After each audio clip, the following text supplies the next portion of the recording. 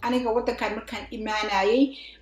ingiriisku ma aana hadlaynin oo af Soomaali sida aniga waxa way dadkii oo af Soomaaliga markay class koowaad bilaabeen ilaa ay ka dhameeyeen iskuulkii af Soomaali wax lagu soo baray ayaan ahaa so ingiriiska halkaan ayaan ku bartay marka aniga waxa oo aan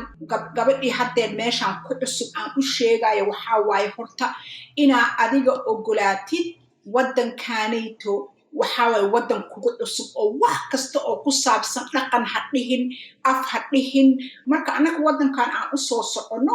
iyo marka aan imaano sheekada isla ma ahan because marka u soo socoto waxa aaminsan tahay inuu wadan noloshii ay sahlan ay tahay oo wax kasta ay gacantaada kuugu jiraan oo xoolo badan ay yaalaan meeshaan xoolo ma yaalaan xoolana lagalama tagaayo nolol sahlan ma taalo horta taas waa mid u horeyso tan kale oo aniga aan kula talin lahaa gabdhaha waxa waaye in oo reerkii sidii la iskugu hayn lahay in reerkii la iskugu haayo oo ilmihiina sidii loo dhaqaaleyn lahay loo dhaqaalay oo aan la joogin wadankii laga soo tagay waxa waaye Soomaali waxay dhihi jirtay meel in laga laayahay oo hal illa lagu socdo hadaa tagtid isha iska rid adigana micnaheeda ma ahan adiga inta qori inta qaad ishaad iska ridaysa laakiin micnaheedu waxay tahay inaad isku daydid wixii meesha ka socday sidii noloshaadi ugu wadan lahayd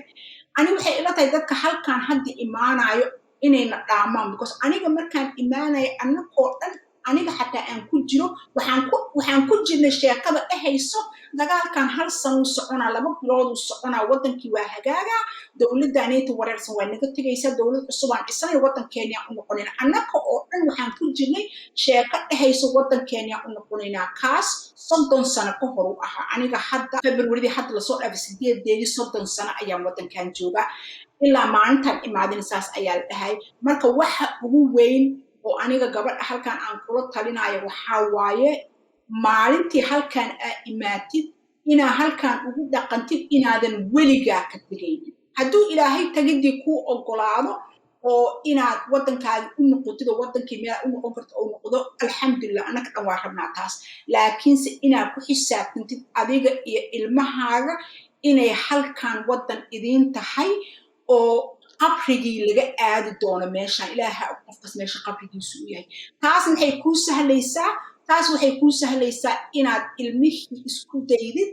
inay wadankan wax ku bartaan say wax ugu qabsan lahaayeen ay ugu qabsadaan adigana sidoo kale inaad wax hadaa baran kartid hadaa shaqaysan kartid aa isku daydid taas waa marka aniga taladeed oo tan u horeysana waxa tan ku xigtana waxa waaye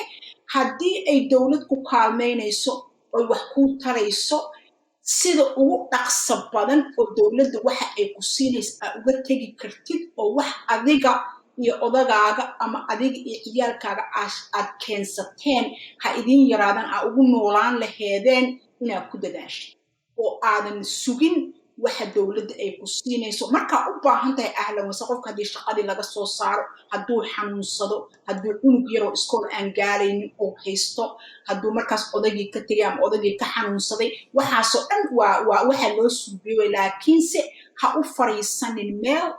marka tan u horeysa maxay tahay inaad wadankan u joogtid sidii adigoo weligaa joogi doono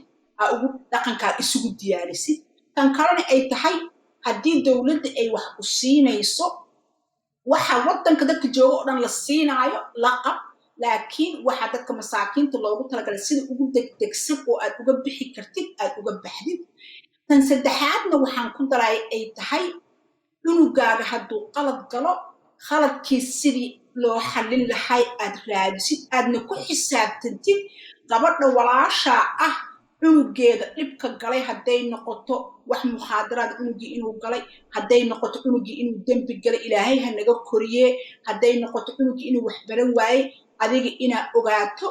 cunugaas gabadha walaasha aad intii arag cunugeeda dhibka cunugaas soo gaaray adigana kaaga inuu soo gaari karo inaad ogaatid markaad ducaysanaysid aad ilaahow anigana kuwayga ii badbaadi qofkii kaloo waalid ana kuwiisa u badbaadi because adiga wiilkaas hadduu halaabo kii gabadhaada guursan lahay waaye gabadhaas hadday halaawdin gabadhii wiilkaaga oo guursan lahay waaye marka waxaa la dhahay balaayo intay kaa maqan tahayna bood walaalkaaga ku jirtaa marka adi markastaba ogaaw cunugaas walaashaa ele ma ahan because annaga waxaana dhibo kulley hadda aan dareensana waxaa way aniga hadday cunugay dhibaato soo gaarto gabadhii walaashay ahayd ma dhihi kari walaalay wiilkii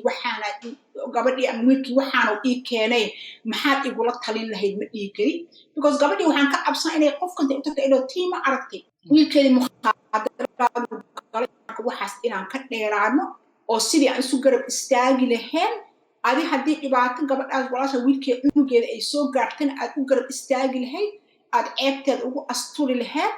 markaad ducaysinaysidna aad u dhihi lahayd ilaahow anigana i badbaadi maanta annaka taasaan joognaa ilaahay tala ka weyn ma jirto loo dhahay ilaahow anigana i badbaadi qofkii kaloo walaal ina badbaadi ilmaha ilaahow cadowga nooga ilaali in la dhaho